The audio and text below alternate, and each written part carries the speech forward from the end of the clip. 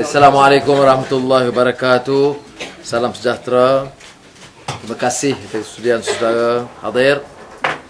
Mesyuarat Majlis Pimpinan Pakatan Rakyat malam ini mengambil masa untuk membincang isu semasa yang berbangkit, dan kami telah bermuafakat dengan ini meluluskan satu kenyataan bersama yang saya akan bacakan sepenuhnya.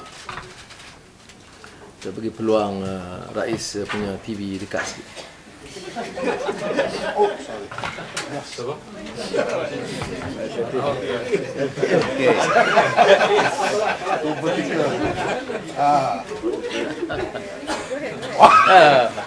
Okey. Kita tarik RTM ni dekat. Yang itu untuk rekod masa depan penting. Okey. Kenyataan bersama Majlis Pimpinan Pakatan Rakyat 28 September 2011. Mesyuarat Pakatan Rakyat malam ini memperakui dan mempertahankan dasar-dasar bersama yang telah dipersetujui sebelum ini, seperti mana yang terkandung dalam Perlembagaan Persekutuan, Dasar Bersama dan Buku Jingga. Pakatan Rakyat terus memperteguhkan iltizam politik bagi mempertingkatkan daya saing ekonomi, pendapatan rakyat, mutu pendidikan, kesihatan dan menangani kos kehidupan yang semakin menekan. Mesyuarat juga memperakui dan menghormati perbezaan ideologi setiap parti dalam Pakatan Rakyat sebagai sebuah permuafakatan demokratik, termasuk pendirian PAS berkenaan hukum syariah. Mesyuarat juga memperakui kewujudan enakmen jenayah syariah 2 Kelantan 1993 dan enakmen jenayah syariah Terengganu 2003, yakni sebelum wujudnya muafakat Pakatan Rakyat. Keadilan dan PAS menghormati perbezaan pendirian oleh DAP dalam perkara ini. Mesyuarat Pakatan Rakyat juga mempertegaskan bahawa kami tidak akan terheret dengan mainan politik terdesak UMNO Barisan Nasional untuk memecah belahkan kesatuan Pakatan Rakyat. Kita percaya penuh di atas kematangan dan kebijaksanaan rakyat untuk menilai suasana ini. Mesyuarat sekali lagi mempertegaskan bahawa muafakat dan objektif utama politik parti-parti komponen Pakatan Rakyat dalam pilihan raya umum ke-13 ini adalah untuk membina kembali asas-asas kenegaraan yang telah dirosakkan oleh UMNO Barisan Nasional dengan berpandukan prinsip keadilan sejagat, pentadbiran yang baik, good governance, kebertanggungjawaban, accountability, ketelusan, kekompetensi bagi mencapai kemaslahatan umum untuk semua rakyat. Terima kasih. Wassalamualaikum warahmatullahi. Sekian, tak ada soalan. Dah tengah malam, kita balik. What is the point of reconciliation between DAP's stand and the stand by PAS about the formation of Islamic State in Hudud? What exactly is the compromise that you reached? Because Mr. Karpal was actually saying very strongly that the party will leave the coalition. And from the little bit of Malay that I understand, we have not really given a concrete idea as to where is the point of reconciliation or compromise in this case. My other colleagues can add on. There's no reference here at all on the issue of this formation of the Islamic State. The only reference is to all enactments of 93 in Kelantan and 2003 in Terengganu. And we recognize the differences here. And we also reiterate the point that it must be subjected to the spirit of consensus and the spirit of the federal constitution. There's no compromise on that. So from tomorrow, will PAS say that yes, we will not implement Hudud because it is not the aspiration of the coalition as a whole? If you read the text, let me clarify here that both enactments are already there, but there is a reference that need to refer to the Pakatan Rakyat because it involves federal constitution amendment. So you're So saying it's not an issue. I mean, the state government representative is here, Datuk Taqiyuddin, who explained the Kelantan position, and the requirement to be enforced only after the amendment of the federal constitution. So as it stands, the matter is not relevant. I mean, your question. So, yes, it is pending the alteration of the constitution, which needs 2/3 of parliamentarians to actually amend the constitution. But you're saying that Which could for now, requires- still wants the aspiration of Hudud bypass is still there, Which but it is subject to consensus. Which requires, amendment of the Constitution. which requires Pakatan Rakyat consensus and the amendment of the Constitution. And the AP position is that they are not supportive of that particular proposal. Okay. All right, it's very clear. Thank you very much. Ada Okay.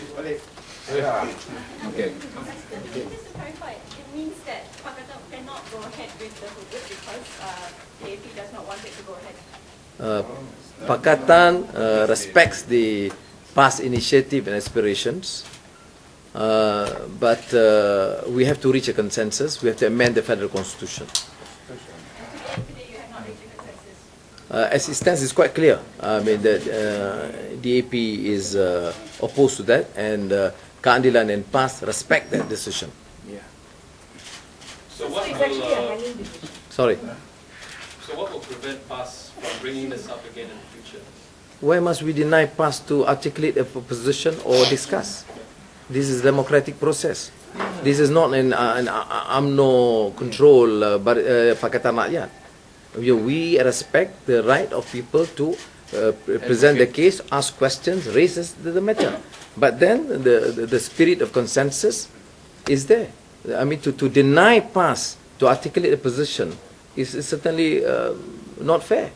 Kita tidak boleh menafikan hak mana-mana, PAS atau DAP atau Keadilan, untuk mengemukakan apa juga pandangan. Dan dalam kes undang-undang syariah, kita tidak boleh menghalang PAS dari mengemukakan pandangan dalam mesyuarat atau di luar mesyuarat. Sebab itu pendirian kita jelas, menghormati hak dan aspirasi PAS. Cuma dia terikat dengan apa yang kita sebut dasar bersama, semangat perlembagaan dan buku jingga. Sorry. Sir, you just brought up the democratic process. Why did you issue a gag order? 2 weeks ago there was a gag order prohibiting your people from talking about the seat deadlock about the seat allocation. And again there was a It's not gag a order. serious gag order, you know, everybody expressed their view. The issue is so that the statements made is consistent with the position of the party and in the spirit of Pakatan Rakyat. That's all. So what you're saying is these are just views, nothing concrete. No, it's concrete. The enactment is there, 2003. This has been, clear proposal by PAS in Kelantan and PAS in Terengganu at that particular time. And we have to take cognizance, we have to study the legislation, we take it very seriously. Even DAP, in their decision to reject or oppose, they did study, they take into cognizance and respect PAS position on this. They just don't just dismiss without even reading or studying, as UMNO leaders have done. Is it possible to ask Mr. No, I think clear enough. Yeah, that's what. Yeah, consensus to clear. Consensus, federal constitution, consensus bersama and the orange book. To entitle it to be dasar bersama. Yeah, dasar bersama, that's right.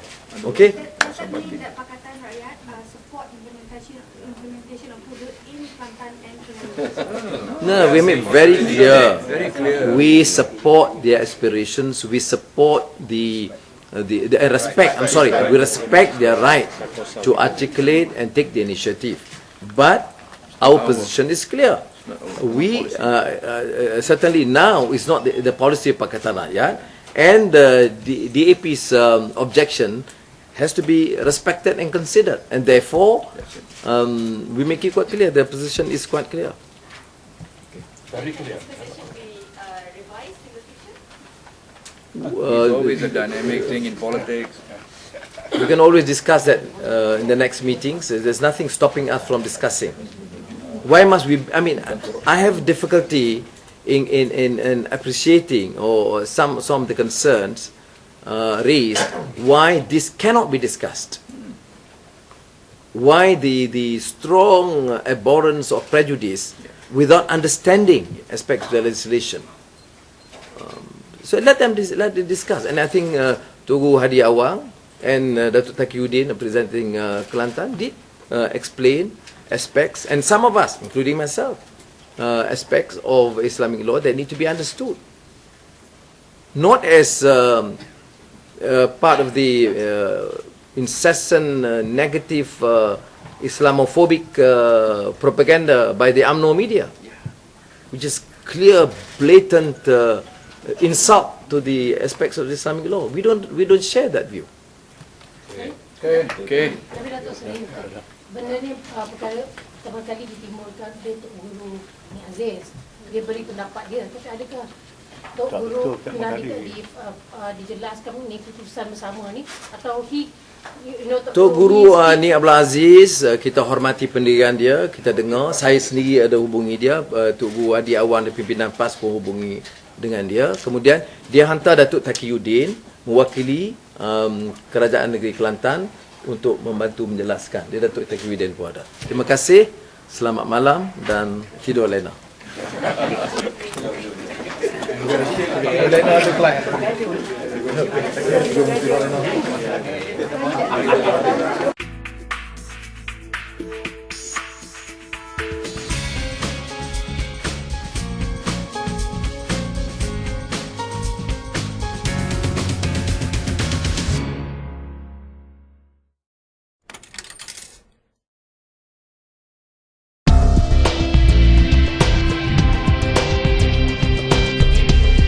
Pihak media PAS melancarkan e-paper, merupakan satu program baru dalam media PAS asaskan kepada teknologi maklumat yang terkini yang wajib kita manfaatkan.